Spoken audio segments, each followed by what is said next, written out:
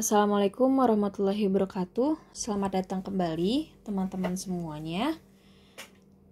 Pada kesempatan kali ini saya masih akan membahas tentang hubungan antara return dan resiko yang sudah saya bahas di video sebelumnya tentang langkah-langkah investasi serta perhitungan mencari return untuk sekuritas.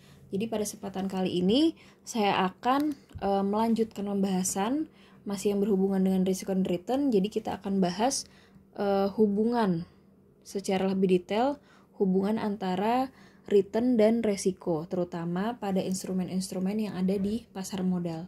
Langsung saja kita masuk ke slide selanjutnya. Jadi pada video sebelumnya saya sudah membahas tentang return, ada dua macam, yaitu return realisasi dan juga return ekspektasi.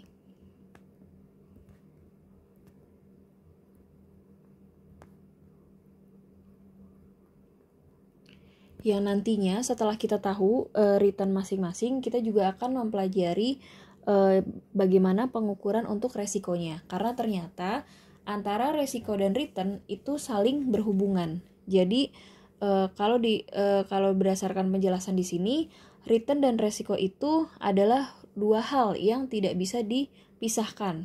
Jadi hubungan risiko dan return itu bukan merupakan suatu pilihan.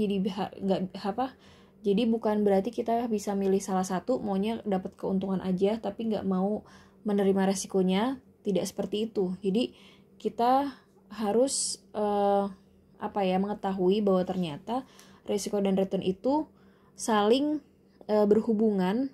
Dan ini merupakan trade-off ya dari keduanya. Jadi kalau trade-off itu kita tidak bisa memilih di antara dua. Jadi tidak bisa milih mau return aja atau mau risiko aja. Jadi kalau trade-off itu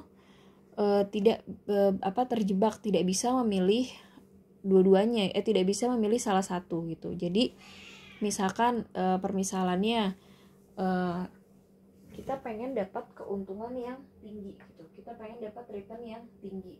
Tapi kita tidak mau menerima konsekuensi dari tingkat keuntungan tinggi tersebut. Karena sebenarnya hubungan return dan resiko itu adalah positif. Jadi semakin besar tingkat keuntungan yang kita inginkan, itu juga kita harus sudah siap gitu ya menanggung resiko yang akan dihadapi gitu. Jadi karena high risk high return gitu kan, return tinggi, resiko juga akan tinggi gitu. Nah, makanya di sini return dan resiko itu mempunyai hubungan yang positif. Semakin besar resiko yang harus ditanggung, itu juga akan semakin besar return yang harus kita kompensasikan gitu. Atau sebaliknya, misal kita tidak mau mengambil resiko terlalu jauh gitu ya, tidak mau mengambil resiko terlalu banyak atau terlalu tinggi, ya pada akhirnya nanti tingkat keuntungan yang kita dapat juga tidak akan tinggi karena kita tidak mengambil resiko secara besar atau tidak mengambil resiko tinggi gitu. Jadi ini adalah trade-off-nya gitu. Tidak bisa memilih apakah maunya milihnya keuntungan aja tapi tidak mau mempertimbangkan resiko, jadi tidak bisa seperti itu.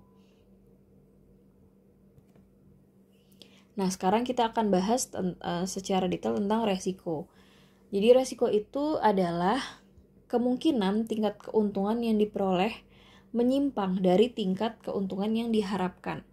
Jadi sebenarnya resiko itu adalah berupa penyimpangan ya, penyimpangan atau kerugian kan.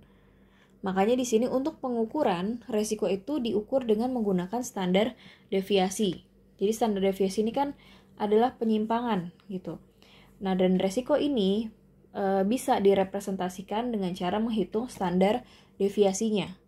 Dan kemudian rumusnya itu adalah standar deviasi kuadrat gitu ya, sama dengan sigma P dikali R min expected return pangkat 2, atau standar deviasi kuadrat sigma R dikurang expected return pangkat 2 dibagi N. Jadi nanti tergantung apa yang diketahui. Jadi misalnya di sini ada probabilitas dan juga ada return.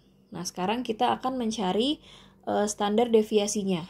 Tapi sebelum mencari standar deviasi, kita harus cari dulu expected return. Karena kalau kita lihat untuk mencari standar deviasi kita membutuhkan perhitungan expected return. Jadi misalnya untuk yang pertama, soal yang pertama diketahui probabilitasnya 0,3, kemudian returnnya atau RI-nya di sini adalah 0,15. Jadi yang pertama yang harus kita cari adalah expected return-nya ya untuk nomor 1. Rumusnya adalah sigma PI dikali RI. Berarti di sini 0,3 dikali 0,15. Maka hasilnya adalah 0,045. Nah, kemudian baru kita bisa mencari standar deviasi kuadrat dari nomor 1.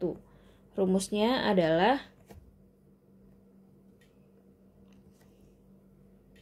P RI dikurang expected return kuadrat, maka saya ngecek dulu bentar. Oke.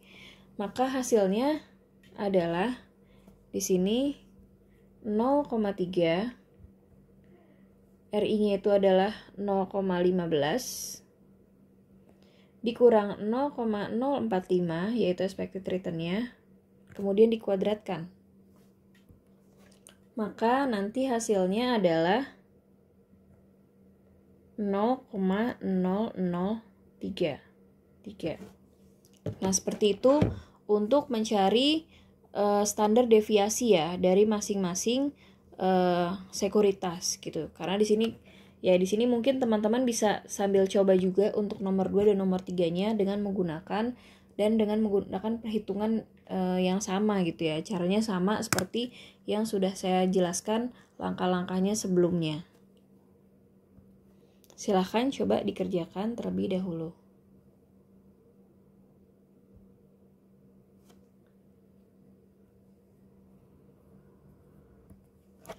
Oke, kemudian lanjut kita mau melihat lagi hubungan return dan resiko. Jadi ternyata di antara kedua return ada return realisasi dan return ekspektasi. Return ekspektasi ternyata mempunyai hubungan yang positif dengan resiko. Jadi ternyata untuk hubungan return ekspektasi itu lebih berhubungan dengan resiko dan hubungannya itu adalah positif gitu ya. Jadi antara tingkat keuntungan diharapkan dengan resiko itu berhubungan positif. Jadi semakin besar resiko, semakin besar juga return yang diharapkan. Karena di sini kita melihat berdasarkan persepsi dari investor.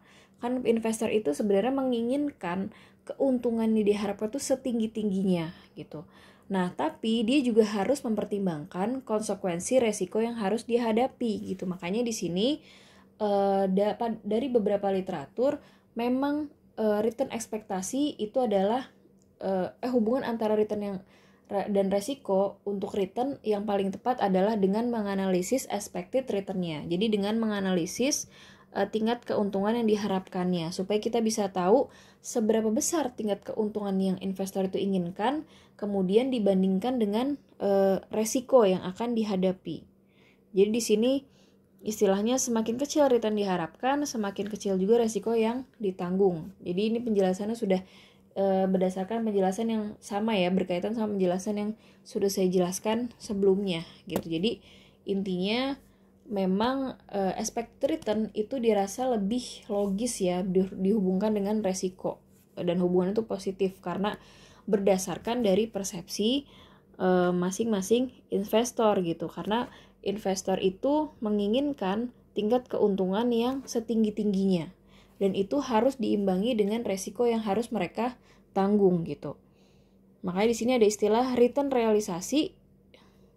Itu juga berhubungan positif dengan resiko, tapi kadang ini tidak terjadi. Karena kalau return realisasi kan memang return gitu ya, memang berupa return, tapi yang kita terima gitu ya, yang sudah terjadi, yang sudah kita terima. Belum tentu memang return realisasi ini benar-benar diterima atau diinginkan investor. Kan ada juga yang memang kok dapat keuntungan realnya segini gitu, padahal saya menginginkan atau mengharapkan tingkat keuntungan yang lebih tinggi lagi gitu. Jadi lebih cocok kalau kita mau melihat pengaruh itu menggunakan expected return ya, mau pengaruh dengan resiko, itu lebih bisa menggunakan expected return daripada return realisasi atau return yang sudah terjadi.